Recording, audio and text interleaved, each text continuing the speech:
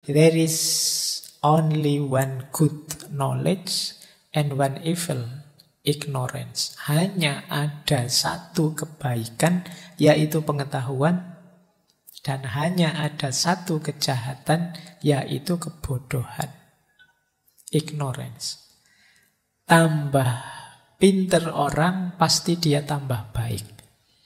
Tambah tidak pinter orang, pasti dia kelakuannya tambah tidak terkontrol, tambah buruk. Kok ada orang ngaku pinter tapi kelakuannya buruk, sebenarnya dia belum pinter. Orang pinter itu kelakuannya baik. Dalam hidup terdapat filsafat sederhana yang menyatakan bahwa pengetahuan merupakan landasan dari kebaikan, sementara kebodohan adalah akar dari suatu kejahatan. Pesan ini membangun kesadaran akan hubungan erat antara tingkat pengetahuan seseorang dengan kualitas dan perilakunya. Lebih bijaksana seseorang, semakin mungkin perilakunya mengarah pada kebaikan. Dan sebaliknya, kurangnya pengetahuan yang memadai seringkali mengakibatkan perilaku yang sulit diatur dan cenderung menuju arah yang tidak baik. Filsafat sederhana ini mengingatkan kita bahwa kecerdasan yang sejati tidak hanya tercermin dalam klaim seseorang saja, namun lebih jauh termanifestasi dalam tingkah dan sikap yang ditunjukkan. Orang yang benar-benar cerdas akan menunjukkan kebijaksanaannya melalui perilaku yang positif dan tindakan yang baik pula.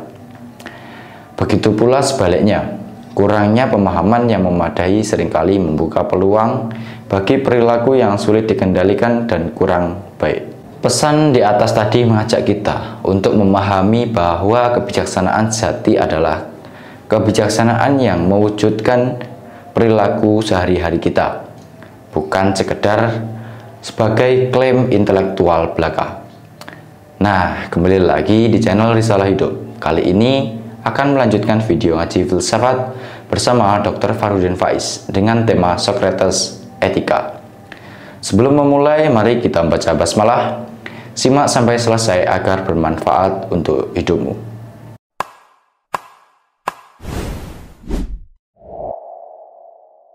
Kemudian, selain pengetahuan, kuncinya etik itu ada pada kebajikan atau keutamaan. Kalau istilah Yunani, arete. Arete itu kebajikan yang terletak dalam kondisi jiwa yang optimal. Jadi jiwa kita ini berfungsi optimal kalau dia coraknya kebajikan. Corak kebajikan itu apa? 3. Sadar, tahu, dan rasional. Jadi ini lagi-lagi kuncinya ada pada pengetahuan. Jiwa yang utama itu jiwa yang sadar dan tahu dan rasional. Jadi hidupnya terarah, terpola, dan disadari. Ini lawannya arete itu ignorance. Ignorance itu ya kurang ngerti, tidak paham.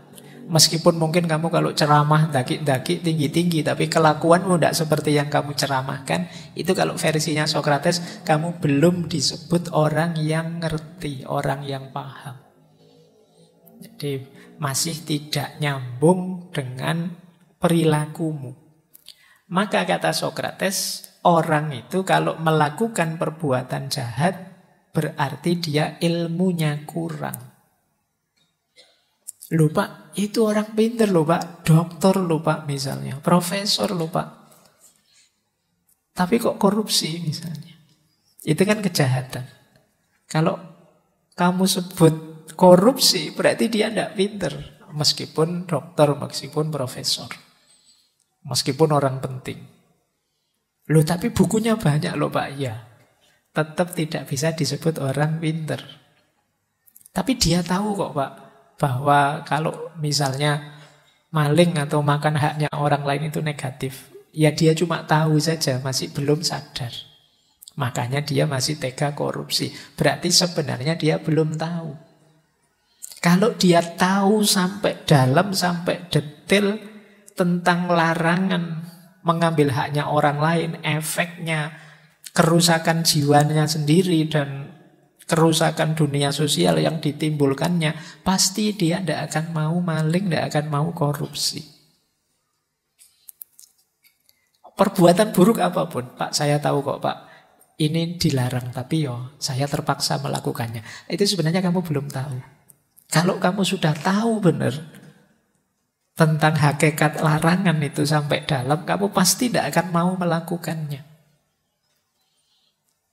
Jadi ini rumus dari Sokrates. Kok ada orang yang masih mau melakukan keburukan, kejahatan, berarti dia belum pinter, belum sadar dan belum tahu. Mungkin masih hafal saja. Kalau sekedar hafal bisa membunyikan, Google sekarang lebih canggih.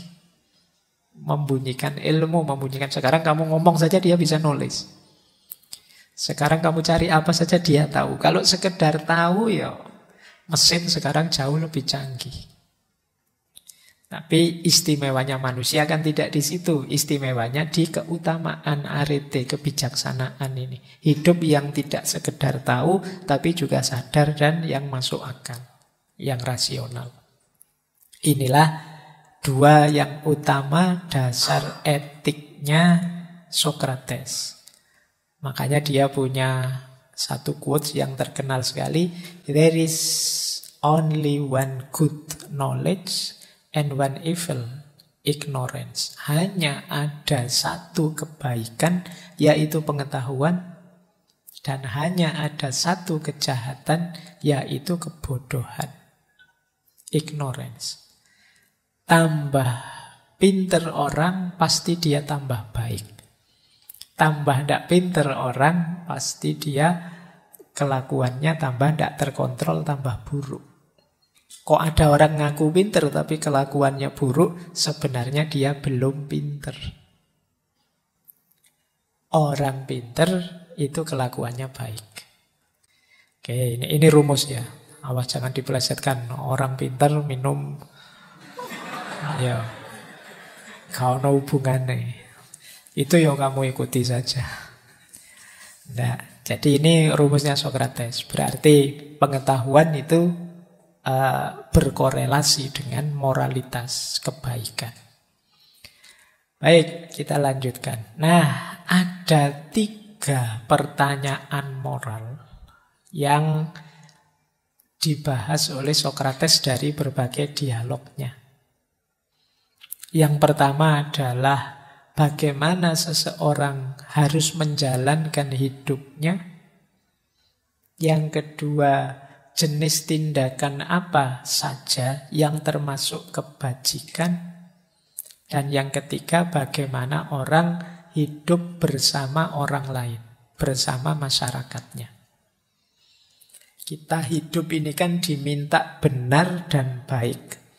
Pernah tidak kita bertanya, hidup yang benar dan baik itu yang seperti apa? Nah, ini ditanyakan pertanyaan moral pertama dari Sokrates. Kamu tahu tidak sih standar-standar hidup benar dan baik, hidup yang bermoral? Yang kedua, apa saja tindakan yang termasuk benar dan baik tadi, atau kebajikan tadi? Mungkin kalian pernah belajar tentang akhlak, tentang moral, kan dijelaskan semua itu. Ini baik, itu baik. Tapi mungkin kalian mengidentifikasi perbuatan baik itu pernah tidak berpikir apa sih yang dimaksud itu dan aku sudah termasuk itu atau belum? Jujur itu baik. Apa sih jujur itu? Terus aku sudah jujur apa belum? Sabar itu baik dibandingkan pemarah. Loh, aku itu tergolong orang sabar apa orang pemarah? Cirinya apa? Nah, ini Sokrates. Jadi kalau kamu ngaku-ngaku, Pak, saya itu penyabar loh, Pak, orangnya. Buktinya apa? Cirinya apa? Sabar itu apa sih? Kamu sering bilang, sabar kan ada batasnya. Ya wis, batasnya sabar itu di mana? Bagaimana? Standarnya orang bisa disebut penyabar itu seperti apa? Bedanya apa sabar dengan takut misalnya? Kadang-kadang kamu sebenarnya takut, tapi kalau ditanya kok kamu tidak berani? Saya sabar sajalah. Nah, kita kan campur baur itu yang begitu-begitu. Ini takut apa sabar? Ini marah apa tegas? Mbok kamu jangan marah-marah gitu. Ini bukan marah ini, tegas ini. Kalau macam-macam tak tempeleng kamu. Nah itu kan kita sering mencampur ini, kita sering tidak kritis. Ayo coba diurai lagi, pasnya gimana wis, standar yang cocok. Oke, kadang-kadang kan kita itu menjustifikasi perilaku kita yang buruk dengan akal kita. Nah ini yang membuat terus jadi ruwet. Padahal janjinya itu salah, tapi terus kita benarkan sendiri. Kita tidak jujur. Kita tahu itu salah, tapi kita tidak jujur pada diri kita. Ini kalau ketemu Sokrates kamu habis mesti. Jadi itu cara dia yang kedua. Dan yang ketiga penting juga dipertanyakan hidup bersama orang lain yang baik itu yang seperti apa. Nah, ini yang paling rumit yang nomor 3 ini sebenarnya. Kalau yang awal-awal kan hidup individual kita, karena hidup sosial itu melibatkan subjek yang lain, yang sama powernya dengan kita, sama posisinya dengan kita. Ini tidak sederhana. Ini nanti kalau di Sokrates melahirkan seni namanya politik. Jadi yang paling rumit itu memang tata hidup bersama yang dikenal dengan politik. Nah, meskipun hari ini kan di pikiran kalian kalau saya ngomong politik, bayanganmu kan partai-partai pilihan presiden, pilkada. Padahal yang paling urgent dari politik itu kan cara tata masyarakat yang baik. Nah, karena sebagian besar hidup kita itu kan berhubungan dengan orang lain. Kalau tata masyarakat kita buruk, kacau, kita sendiri nanti yang pontang-panting. Ini banyak dibahas nanti di pandangan-pandangannya Sokrates tentang politik. Baik, kita lanjutkan. Nah, menurut Sokrates, moralitas itu punya 2 syarat. Yang pertama reason, yang kedua impartiality. Reason itu nalar, masuk akal. Jadi perbuatan baik itu pasti masuk akal. Berarti apa? Pasti mudah dicari argumen rasionalnya. Cirinya rasional. Tidak ada kebaikan yang tidak masuk akal. Kenapa sih kok kita harus menghargai orang tua? Itu kan menjawabnya mudah sekali. Kenapa kok kita harus jujur, tidak boleh bohong? Itu menjawabnya gampang. Masuk akal. Kenapa kita tidak boleh ngambil miliknya orang lain, mencuri haknya orang lain? Itu kan belum dijawab pun rasanya akal sudah bisa menerima kalau kita itu jangan ngambil haknya orang lain. Ini namanya ciri perbuatan moral itu reason. Kok ada satu perbuatan kamu ngakunya moral, tapi ketika ditanya alasannya bulet. Ini sebenarnya baik Pak, tapi kalau dilihat dari sudut sana dengan perspektif ini, pakai teori ini, itu baru kelihatan baiknya. Kalau sekilas belum kelihatan Pak, itu kemungkinan enggak. Terlalu rumit. Biasanya perbuatan baik itu langsung bisa ditangkap dengan akal. Masuk akal sudah. Jadi tidak perlu dipikir rumit. Yang kedua, cirinya perbuatan moral itu imparsial. Berlaku untuk siapapun, kapanpun, dimanapun, tidak memihak. Kalau untuk saya Pak, boleh bohong, tapi yang lain harus jujur Pak. Ini namanya tidak imparsial. Jadi semuanya sudah. Kalau tidak boleh korupsi, semua tidak boleh korupsi. Dan tidak boleh dicari-cari situasi yang membolehkan korupsi. Jadi ini prinsip imparsial. Kapanpun dan dimanapun, pada siapapun, ini bisa diterapkan. Kalau masih milih-milih, menyeleksi dan lain sebagainya, kemungkinan ada pelanggaran moral. Jadi moral itu harus tidak memihak. Harus objektif, ruang dan waktunya. Kapanpun, dimanapun, hukum itu berlaku. Nah ini namanya impartiality.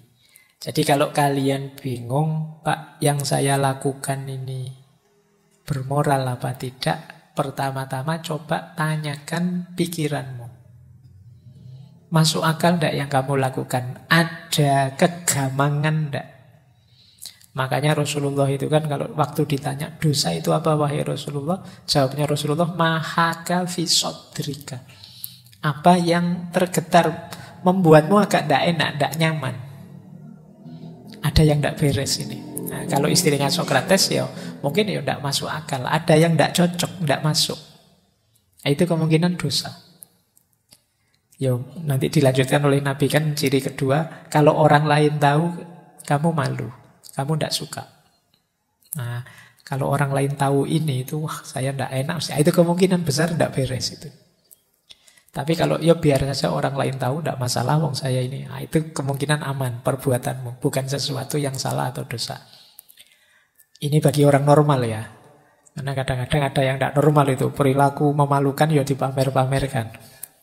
Nah, ini sudah memandangnya khusus. Tapi secara normal perilaku bermoral itu pasti masuk akal, nyaman dilakukan. Siapapun tahu kita tidak malu. Tapi kalau tidak masuk akal, kita melakukannya maju mundur, ragu-ragu, dan kita malu kalau orang lain tahu, kemungkinan tidak beres. Nyontek misalnya, itu kan kamu tidak tenang. Apa ada mahasiswa ujian nyontek terus santai, mumpung bisa nyontek, enggak, kan mesti dia, ini harus cepat selesai, ini sebelum ketahuan kan gitu. Dia tidak mau orang lain tahu. Kalau orang lain tahu gelisah. Nah, itu kemungkinan salah. Jadi kamu tidak perlu nyari, Pak, ayat Qur'annya apa ya dilarang nyontek itu susah. Kamu rasakan saja. Begitu kamu merasa ini tidak pas, tidak nyaman. Orang lain tahu mesti saya malu. Nah, ini kemungkinan keliru. Perbuatan yang salah. Karena memang prasyaratnya moralitas itu dua. Reason dan impartiality. Baik, kita lanjutkan. Nah, di situ Sokrates nanti bilang bahwa sistem moralitas yang didasarkan pada nilai-nilai emosional sementara itu hanyalah ilusi belaka, konsep yang kasar, yang tidak masuk akal dan tidak ada benarnya. Jadi moralitas itu tidak bisa didasarkan pada sentimen kita. Suka dan tidak suka kita. Kita kan itu sering memilih sesuatu dengan dasar suka dan tidak suka. Ini kan dasarnya emosi. Kata Sokrates, tidak masuk akal yang seperti itu. Kebaikan itu ya dasarnya pengetahuan, bukan emosi. Bukan kok, karena saya sudah suka itu Pak, kayaknya saya sudah cocok dengan itu. Tidak, bukan itu, bukan emosi dasarnya. Dasarnya itu ya pengetahuan. Maka tadi Sokrates dikenal alirannya objektivis. Jadi ada kebenaran, ada kebaikan yang objektif. Standar-standar kebaikan itu objektif, bukan karena perasaan kita. Kalau hanya mengandalkan perasaan kita, ya mungkin seperti tadi orang yang dablek melakukan keburukan rasanya bisa nyaman saja. Maka dasarnya harus pengetahuannya. Kalau ini tidak boleh loh, tapi enak ya Pak. Ayo, tidak boleh kok alasannya enak. Tidak boleh, itu sudah standarnya begitu, dilarang. Jangan nyari enaknya saja, senengmu saja. Ada standarnya sendiri. Ini yang membuat Sokrates nanti disebut alirannya objektivis. Kok ada orang memutuskan satu perbuatan hanya dari emosinya saja, hanya dari kesukaannya saja, pilihan subjektifnya saja, itu bagi Sokrates tidak masuk akal dan tidak ada benarnya. Yo milih tindakan itu dasarnya pengetahuan tentang standar-standar kebenaran tadi. Baik, lanjut. Nah, ini agak menarik. Ini sering dihubungkan dengan cinta. Kalau ada kata cinta, kamu melek. Iya. Jadi, orang yang secara sungguh-sungguh menginginkan kebenaran, kebaikan tadi, itu nanti kualifikasinya adalah kualifikasi cinta. Keinginan akan kebaikan itu berhubungan dengan cinta. Makanya ada kalimat dari Sokrates, love is desire. Cinta itu menginginkan. Ciri paling dasarnya cinta itu kan menginginkan. Terus kamu jujur atau tidak kalau ditanya saya mencintai sesuatu, itu kan menginginkan sesuatu. Maka menginginkan kebenaran, kebaikan tadi, ya jenisnya jenis cinta sebenarnya. Nah, orang itu kenapa mencintai sesuatu, menginginkan sesuatu, pasti karena dia menganggap di balik sesuatu yang dia cintai ada kebaikan dan kebahagiaan untuk dirinya. Jadi, aku cinta padamu itu karena aku menganggap dalam dirimu ada kebahagiaan untuk diriku. Yes, itu realistisnya begitu. Meskipun nanti bahas daki-daki cinta kelas tinggi kan bisa, wow itu tidak ada pamrih, tidak ada apa-apa. Tidak, kata Sokrates, sederhananya kamu mencintai sesuatu itu kan menginginkan sesuatu. Kenapa kamu inginkan? Karena kamu anggap itu membawa kebaikan, membawa manfaat untuk dirimu, dan kamu merasa bisa bahagia dengan itu. Itu dasarnya cinta. Jadi tidak mungkin sejak awal orang mencintai itu tidak berdasar ingin memperolehnya. Jadi ya mesti ingin meraihnya karena aku merasa dalam yang aku cintai ini ada manfaatnya dan membawaku pada kebahagiaan. Maka moralitas yang menginginkan kebahagiaan, yang menginginkan kebaikan, kebenaran tadi, ini sebenarnya jenis perilaku cinta yang tujuannya kebahagiaan. Jadi, mbok kamu, Pak saya itu cinta, ikhlas, tulus, rela, tidak pamrih apa-apa. Tapi ketika kamu melakukan itu pun sebenarnya kan tujuanmu ingin bahagia. Entah bahagia bersamanya atau bahagia ditinggal nikah sama orang lain. Nah ya, tapi kan kamu inginnya bahagia. Oke, jadi jenis perbuatan moral itu pada puncaknya adalah perilaku cinta. Perilaku ingin sepenuhnya meraih sesuatu dan memperoleh kebahagiaan. Ini nanti yang dilanjutkan oleh para filosof Muslim, bahwa seperti Imam Ghazali dan Ibnu Miskaweh, ketika kita menginginkan sesuatu, mencintai sesuatu yang tujuannya mencari kebahagiaan, jangan cari kebahagiaan yang semu. Kalau sekedar harta, kalau sekedar mungkin orang lain, pasangan, kalau sekedar apapun yang kita cintai, hanya selevel itu, ya mungkin kita ketemu kebahagiaan, tapi kebahagiaan yang tidak hakiki. Kejarlah kebahagiaan yang paling hakiki, yang tidak semu. Nah, itu nanti ketemunya di cinta ilahiyah. Kamu menginginkan yang cantik-cantik, yang maha cantik, Tuhan, Allah. Kamu menginginkan yang perkasa, yang kuat, yang gagah, yang maha gagah, Allah. Kalau kebahagiaanmu dari yang baik-baik, yang maha baik, Allah. Nah ini, konsep ini nanti dilanjutkan oleh para filosof Muslim, arahnya ke mahabbatullah, cinta ilahiyah. Nanggung kalau hanya mencintai makhluknya. Cintai saja sumbernya. Apapun keistimewaan dalam diri makhluk, pasti sempurnanya ada di Kholiknya. Kholik yang menciptakan makhluk yang indah, pasti dia juga puncaknya keindahan.